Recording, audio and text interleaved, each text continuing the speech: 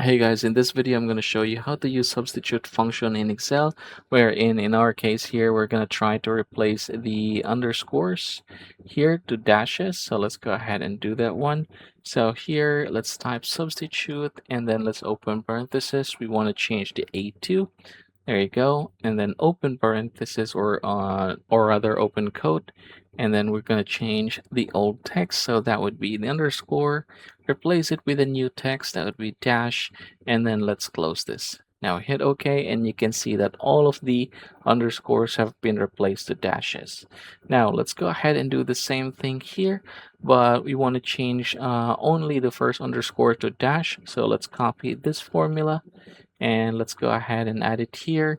But instead of closing this now, we're gonna go ahead and add the instance number. So that would be the first one, right? Because we want to change the first instance of underscore.